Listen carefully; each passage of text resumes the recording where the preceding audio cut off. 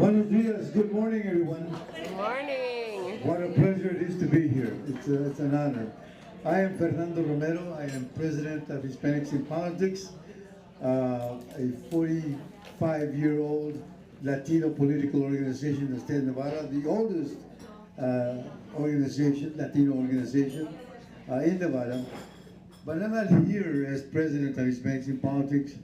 I'm here as a 59-year resident of the great state of Nevada. Yes. I have had the pleasure and honor of working for two governors, Governor Michael Callahan, some of you were alive then, Yes. and also the longest serving Governor Bob Miller. I served for him as well. I directed two state agencies for him. And I had the pleasure of working for another governor who turned into a U.S. Senator, that would be Richard Bryan. And I had the pleasure of being the manager of government affairs for a gentleman by the name of Steve Wynn at Mirage Resorts. The reason I mention this is because I know true leadership when I see it. I've worked with it, I've worked for it, and I've been involved with it. I can tell you that when I first met our host, I knew immediately that I was talking to a true leader.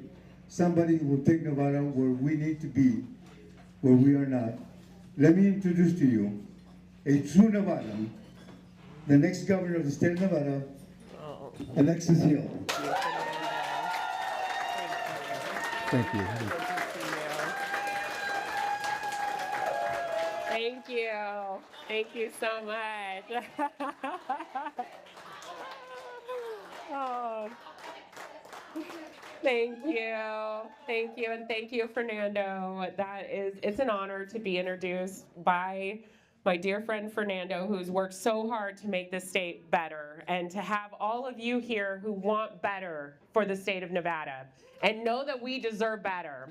That's why I am running, and that is why I am the only candidate that can beat Joe Lombardo and flip the state of Nevada to the Democrats. Let me tell you how I am going to do it. My family came to Nevada to work. My grandparents were sleeping in tents in the state of Arizona when my grandfather was a miner, and they found out they could go to Ely, and my grandpa could be a driller, and they could afford a house. My parents also left the state of Nevada to go to school, but they came back because they wanted to start small businesses in Nevada. And they knew that there was opportunity in this state and that they too could afford a house and build a family and build a life in Nevada.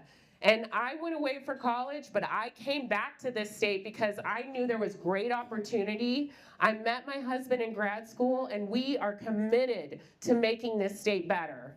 And that is why I am here before you. But thank you. The amount of revenue that Nevada has from our antiquated tax system has not changed for 30 years. While our population has tripled, we have more than 3 million people in this state, and we are still acting like we do not need a bigger budget to provide essential services to our community members. Nevada has been and will always be a land of great opportunity, but we have the hardest working people in the state. In Nevada. Do we love Nevadans? How hardworking are Nevadans? We need to modernize our government to support the big dreams of Nevadans and everyday basic needs. At the core of all of this work, well, it's really hard work. It's hard to modernize a state, but it must be done. And luckily, because Nevadans are the hardest working people I know, most of you have worked multiple jobs at a time, are running multiple businesses, taking care of your community, taking care of your families. Well, you're not looking for a handout. I know that you're not. But as governor, I'm not going to offer vague plans and keywords that show up great in polling to get you to vote for me. I'm going to work hard at my own job, leading the state of Nevada and laying out clear and achievable goals on how we get through the finish line together. We can increase our state revenue by an estimated $4 billion by making corporations finally pay their fair share.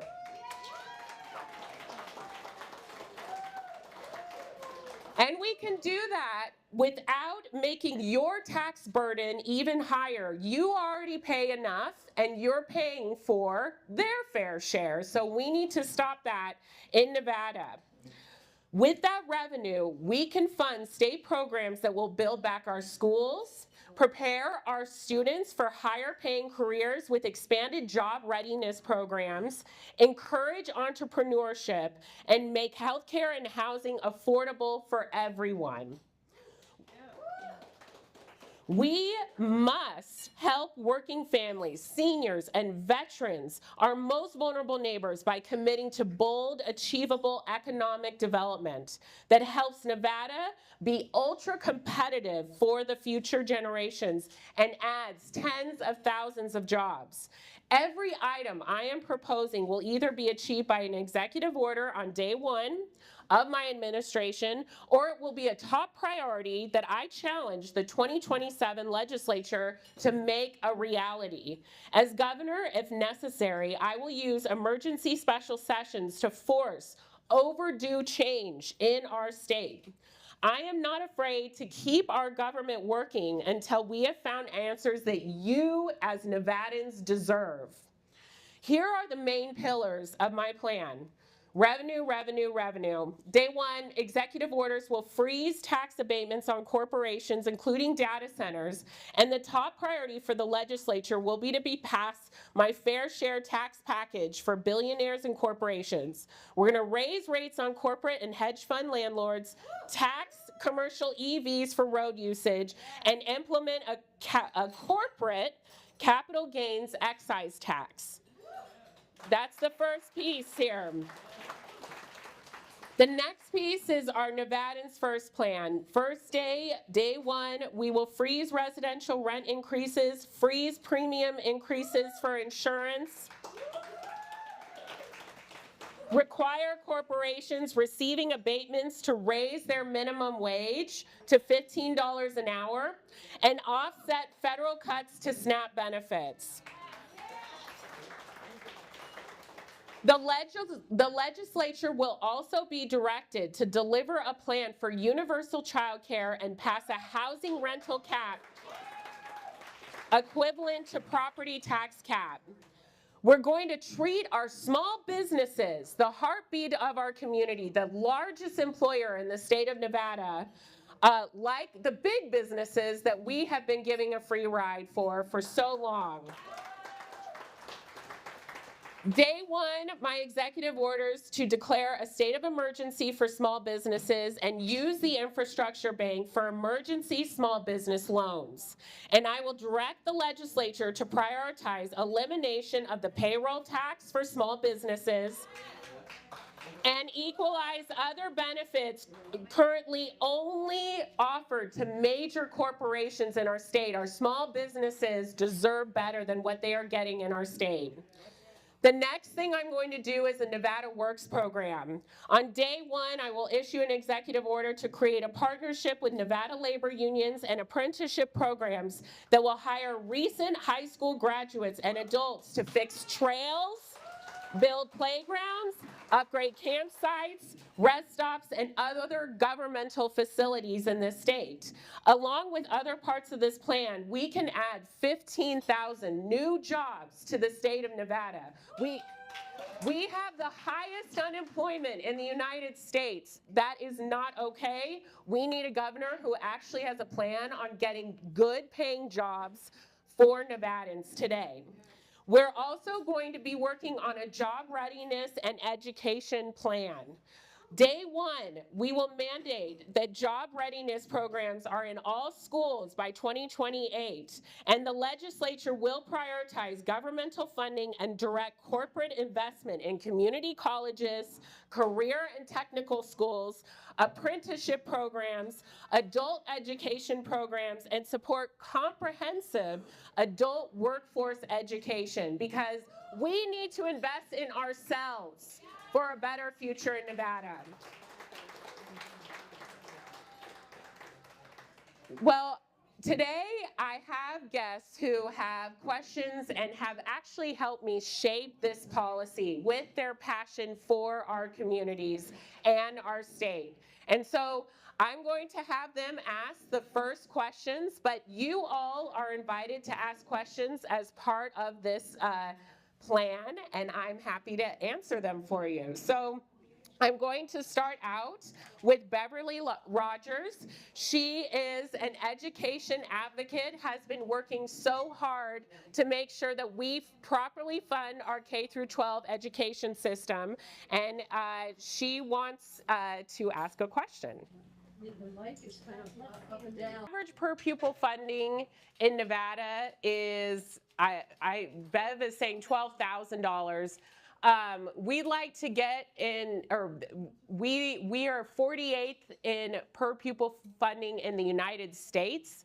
We have a goal as a state that we've been talking about for years and haven't done anything about it, to get into the average per pupil funding in the United States. And Bev is asking, how do we pay for it, and how do we reduce our class sizes? And what it will take are revenues. And that is why I am laying out a plan to make sure that the corporate entities and the billionaires who are coming into our state are paying their fair share. We know this will bring in billions of dollars to our state, and we know that we can get to that $2 billion gap of per pupil funding in the next decade. We want to get there sooner. The education budget is actually the first thing that the legislature passes, because we talk about how education is a priority in our state, yet we don't seem to want to fund it. And so we can wait until the legislature can get there and find those revenues to make sure that we have that average per pupil funding, reducing our class sizes, paying our teacher aides more. It just takes additional revenue to support these programs and make sure that our kids are getting the education that they need and they deserve. Education is essential to the future of the state of Nevada. We must invest in our young people and our people in general, or else how are we going to be economically prosperous? This is a pillar of the way that America has been so successful, and we have whittled it away. And we deserve a governor who is making education a top priority in our state, and that is my plan. Thank you, Bev. Thank you. The next speaker is Jay Hicks, who's a student at UNLV. Can you project, Jay? Yeah. Okay. Did 3 years in computer. No, I'll do off. So, hi everyone, my name is Jay Hicks. I'm a student at UNLV. Also, I'm a radio host at KUNG as well. But I did interview her last Thursday, which I'm not going to get into it because I got like a long email about it. However, though, talking about we just had a conversation last week about landlocking the housing. So for me as a young person, we can't really get like any houses for like rent's going up high, and my cousin just got like an apartment with her sister and his her girlfriend, and they're paying like $500 upon like the $1,300 they're going to be paying for that apartment pretty soon. So my question is, what are you going to do for renting like in the near future, so I can get like an apartment and other people and my friends can get an apartment, so we don't have to like move away from the state of Nevada? Because I want to stay here from being born and raised in the city, and I don't want to move away from somewhere that I can prosper and be by myself with like 3 cats in the near future. But when you have a plan for like housing and somewhat to get like people to come back to Nevada and prosper and have like a job. Absolutely. I think, well, we all want to make sure that Jay stays here and continues to contribute to the state because you are an asset to the state, Jay. We need a governor who has a plan for you. So the first thing I'm going to start with is freezing rent temporarily while we figure out with the legislature what potential rent caps will look like so we can keep people housed and support our students and our seniors and ensure that our working community members can stay in our communities. I also will be taxing corporate ownership of homes at a higher rate, and that money, if we don't want to see it, we got to tax it. And that money is going to go towards supporting an affordable housing trust fund to support the local governments getting more multifamily and more single family housing online that real people, real Nevadans can afford. So Jay, we want to keep you here and we want to make sure that you can afford college. We need to make sure that the state of Nevada is continuing to invest general fund dollars in our higher education system so we don't continue to see these huge tuition hike rates. Oh, please do, because you know what? It's going to go up next semester. So luckily I'm graduating, but people that are still in that college are supposed to have to pay for it. 3%, 4%, 5%. It's kind of weird how it's like a 12% hike. They're going towards in-state students and also out-of-state students. As an in-state student, I'm paying like $29,000, and yet add that up, it's like you're paying over what out-of-state students are paying. And out-of-state students got paid more than that, like $40,000. If you can get the legislature to at least help NSHE and our college students before college, that would be great. Yes, I'm on it, Jay. Awesome. Thank you. I've heard from so many moms on the campaign trail who cannot afford childcare. It was one of the biggest issues that happened to me when I had my daughter. I was on waiting lists. We are a childcare desert in the state of Nevada, and we have some of the most expensive childcare in the state of Nevada. And so this mom, sadly, she was sick, and so was her baby. She couldn't come to ask her question, but Shayna has the question. Hi, I'm Shayna, but for the purposes of this question, my name is Nicole. I'm an almost 40-year-old mom and designer. Our goal was always to have 3 kids, but secondary infertility put us into a wide age gap.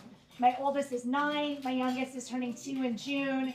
After working in sales for 15 years and having au pairs raise our kids, I had a massive desire to leave corporate America for a more balanced life and become an interior designer. My business was growing, I was doing well, and then we finally got the amazing news that our Liv was joining our world. I had a complicated pregnancy with 4 months of bed rest and then took a long maternity leave. Now that I'm eager to grow my business again, I find that I'm struggling to afford childcare and having a hard conversation over, is it even worth it to pursue my dreams, as any funds I make would cover the cost to watch Liv. With gas prices and groceries continuing to increase in price and tariffs making my job more challenging to procure furnishings and ICE scooping up the construction labor, honestly, the world being on fire, how can you help to create a better future for our families? Well, thank you. And I think that we find a lot of women who are having, and men who are dropping out of the workforce because they cannot find proper childcare, cannot afford childcare. It will be a huge priority of my administration to make sure that we have universal child care by 2028. It is something that I am tasking the legislature to tackle. And I believe that it's something that the state of Nevada should invest in to ensure that our working families have somewhere where their kids can be successful. Additionally, we need our corporate entities who are coming into the state and benefiting so much from our incredible labor and our incredible community members. We need to make sure that they're paying their fair share and supporting childcare as well, and investing in those pieces. We have a governor who vetoed a bill that would have allowed small child care centers to be in-home in HOAs. We need a governor who's actually going to allow for less restrictions on child care locations so that we can open up more child care facilities and allow moms and people who want to do these small child care facilities to be successful in our state. So that is a plan that I have. The next question that we have is from Mikey, a veteran. Welcome, Mikey. One of the barriers that exist in Nevada, and there's a reason why younger and working class veterans don't necessarily want to call this place home, is because of misunderstandings with civilian employers, state and local government about the work and leadership experience that veterans and, quite frankly, active duty members possess. My question is, what are you going to do as governor to break down those barriers so that veterans and family members and those who were willing to make the supreme sacrifice for our country, what will you do to make it better for us to work and live, and we can call this place home? Absolutely. Well, let's give a round of applause for our veterans. I have many policies that I want to see to support our veterans. We have a large veteran population in the state of Nevada, and when they come to the state or come back to the state, they find that their skills and the work that they had done in the armed services is not respected by many of our bureaucratic and very cumbersome licensure requirements in the state of Nevada. So I'm looking to eliminate those for EMTs, for nurses, for people that we need in the field today who have incredible experience as veterans, and support and ensure that they can get the job and make the money that they need to make to be successful in the state. I'm also prioritizing jobs for veterans, clean energy jobs, and that will be a huge part of my platform as well. We have incredible natural resources in this state, and we need a governor who is going to leverage those natural resources and make sure that those are good paying jobs for Nevadans, which will also help for our energy independence and economic development as a state. And do we have a small business? Is Tracy here? Okay, well then, yes, we have now an opportunity for folks who would like to ask a question today. So feel free to raise your hand and I'll amplify the question. We're going to do questions for about 10 or 15 minutes. I'm just going to ask respectfully for you to mostly ask a question, less than a comment if you can. And we'll move through and get as many as we can. As you know, Alexis will answer anything, and we want to get to as many folks as we can. Okay, Yeah. Thank you. Yes, go ahead, Edna. Yes. As a franchisee owners of a 7-Eleven and other, convenience stores, in Nevada, we face ongoing challenges from raising, retail theft and organized crime that hurts our employees and the profit, and our profit also. And not only that, it's also the operating costs and regulatory complexity and workforce concerns for our employees. So what specific policies and action when you become the governor, if you can help us to lower that? Yes, absolutely. So the question is, as owners of 7-Eleven franchisees, they are facing a lot of trouble, security and safety issues. They're facing workforce issues, and they want to be prosperous, and they want to support their community. I have many plans on how I want to support small businesses. I want to reduce your tax burden in the state of Nevada. I think that we have an emergency with small businesses right now. We need to make sure that you are successful. And so I want to work with you in the state of Nevada to ensure that you are paying less to work in this state, to be successful in this state. Additionally, when we bring in additional revenues, we can have more sheriff deputies, more police officers on the ground supporting safety in neighborhoods and really do community policing. We do not have enough public safety officials to really support the complex issues that we're facing in our communities. That is something that will be a priority as well. So thank you for helping inform the plan. We have worked and talked a lot about your issues, and I want to make sure that we address small businesses and prioritize what your success for the future. Thank you. All right. Okay. Yes, sir, with the glasses and then this gal. Yes. Yeah, since the governor, Nevada, he has done nothing regarding the Colorado River that was short of water. And to this day, there has been no solution to this problem. And we do have a major problem Oh, yeah. with the Colorado River and water for Las Vegas. And the population here keeps on growing, and that's more water. And I would like to know, what is your solution to this problem? Absolutely. So did everyone hear that question? I think everyone did. Great job projecting. As governor, I want to make sure that we have a seat at the table with the Colorado Compact. There is a saying that when Nevada first showed up for our fair share of the Colorado River, our delegate was drunk. And we need to make sure that we have engaged elected officials who are fighting for our fair share of the water from our upstream neighbors, and also continuing to invest in the best technologies to make sure that we have incredible clean water. And we need a governor who actually believes in science and supports best practices. Our water engineer was fired recently by our governor because he stood up to mining interests. We need a governor who is making sure that we regulate our major industries and also make sure that we have the best resources in the state of Nevada. So I appreciate the question. Thank you. All right. Yes, ma'am.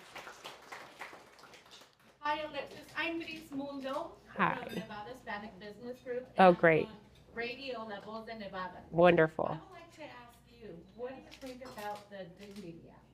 The Dignity Act. I love the misnomer of the name of what it is.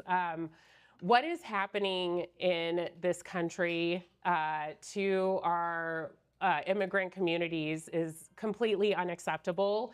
And I was going to end with this. But I want to talk about, when you look in the detail about my immigration plan, you'll actually see that I am pushing back against what is happening economically in the state of Nevada. We have a governor and a president who are obsessed with immigrants and obsessed with pushing out the hardest working people in our communities.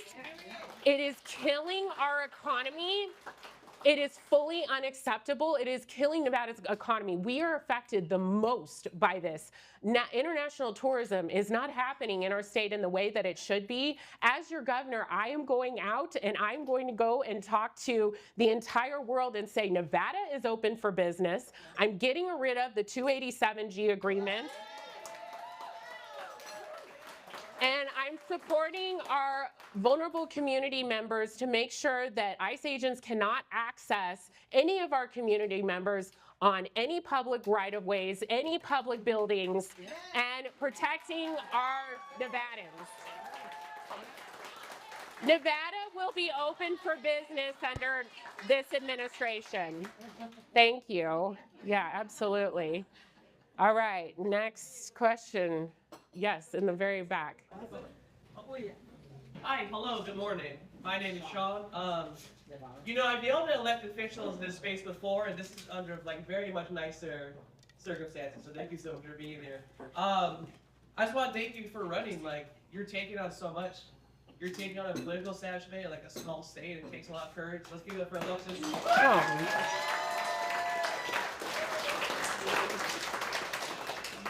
You have such deep roots in this state. You have a family. What makes you do it? What makes you want to run and take that position and take it on?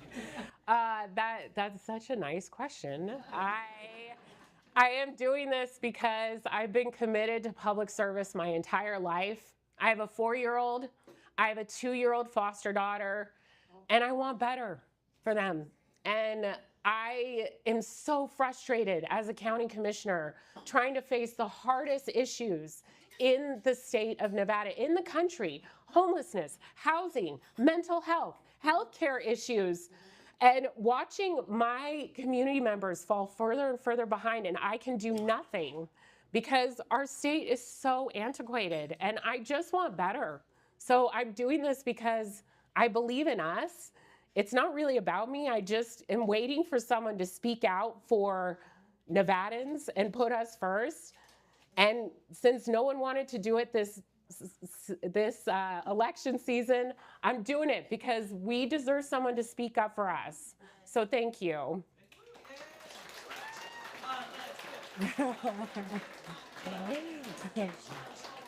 What? Oh, yes. And Sean is running for assembly, so you can talk to him afterwards if you want to hear more about his platform. Okay, any other questions? Yes, Chris. Corporations, there was a study about 2 months ago that came out that Nevada corporations, including gaming, that the majority, and the school district and some government, that the majority of their members, their employees, were on state Medicaid because they were not paying them a decent wage in the first place. So we're subsidizing corporations in a whole nother manner. Would your proposal to do the corporate, I forgot what you called it, the corporate Fair share tax. Yes. fair share tax, would that encompass those kinds of requirements that, hey, you gotta pay your people and get off of sucking up on government in the long run? Yes, and that is why I'm requiring for a $15 minimum wage for corporations who receive benefits from this state. Because that is why these folks are on Medicaid and can barely get by. Tesla's in the top 10 Medicaid recipients, Amazon in the top 10, Walmart in the top 10. All these folks are getting subsidies from our state. And so we're, not only are we saying you don't have to pay your property tax for 20 years, you don't have to pay other sales tax and other taxes that we don't allow for our small businesses to take advantage of, which is insane. But we also say we're gonna pick up the tab on your community, on your employees who can't afford their health care, can't afford to live in their communities, can't afford childcare. We must do better. So yes, I'm going to be pushing back on these folks. Start with 15, but make sure you have an escalator. That Yes, really absolutely. right now, because 15 was for 10 years ago. Yes, absolutely, absolutely. Thank you for that. Okay, yes, in the very back. I just had a question, a kind of follow-up question about that. How do you keep some of these big companies like Tesla in the state of Nevada when you start making them pay their fair share? I mean, they want to be here. This is a state where they are benefiting greatly. I don't think I can claw back many of the property tax giveaways that we did, or any of the those tax requirements, but we can ask them to do more to support community members, like paying for childcare, like a reasonable minimum wage, so that these community members can survive here. We're also looking at slowing down automation so we can keep real people employed, which is why we want to get rid of that personnel tax for our small businesses, because we want to incentivize people to hire Nevadans.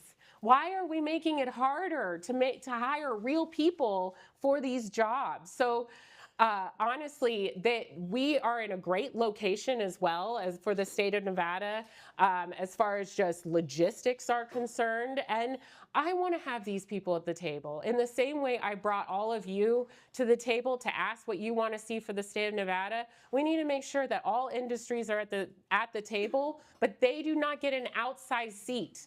That is what they've gotten in this state. Who runs this state? I think you should. I think you should. Why are they running this state? All right. Any other questions? Yes, sir. So, my 19-year-old grandson is here. Oh, hi. He's going to be registering to vote today. Oh my gosh, I love it. His name is Angel. He loves your platform. Oh, good. He's interested in the trades. I'm a former school board trustee. Yes. I applaud the efforts of Beverly Rogers and the group that she runs, especially dealing with policy. Mm-hmm.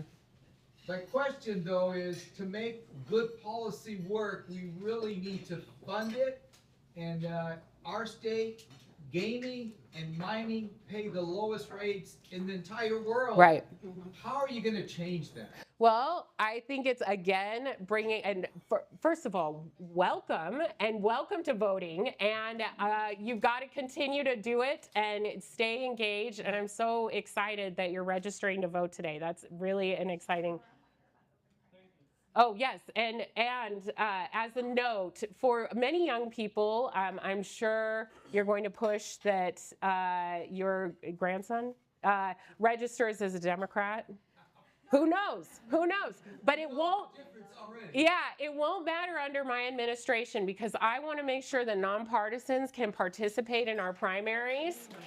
It is wrong that we have excluded 34% of the Nevada population from our primaries. But to your question on how are we going to do it, it takes hard work. What you heard from Beverly of, okay, we have marijuana tax that goes into the school district. We have our gaming taxes that go into the school district. It's not enough. We're at $12,000 per pupil. We need to be closer to $17,000, $18,000 per pupil to get to that per average spending. We have to bring everyone to the table. The Committee on School Funding has come up with really great suggestions on how we get there. The first budget the legislature must pass is the education budget before they can do anything else, before they can go and do any more fun projects. So we need to make sure that they are working towards that average per pupil goal every session. And that means bringing all industries to the table because not one industry is going to be able to fix Nevada's problem. We are in such a deep hole financially. We need to make sure gaming's at the table, mining is at the table, and make sure that these major corporations who are doing all of these giveaways to are at the table as well. And that's what I plan on doing. These are not easy conversations, but it's a crisis. We are in a crisis in this state, and we know we deserve better. Talking to a kindergarten teacher, 40 kids in her class, no teacher aide. She has no prep period. I asked her, how do you do it? She said, I pray. She deserves more than prayers. She deserves real support and funding to support our kids and making sure that we are successful for the jobs of the future. So thank you for your commitment to the school board as well. It's great. All right, is that it? So I wanted to just do a quick conclusion. There are a lot of jobs that are easier than going and begging for your vote as governor. I'm not expecting this to be easy. I don't want it to be. I like hard work. And I'm like most Nevadans. I like a job that keeps me busy every day. And unlike my opponent in the Democratic primary, I'm not going to spend 1 out of every 3 days away from this state. I love this state way too much.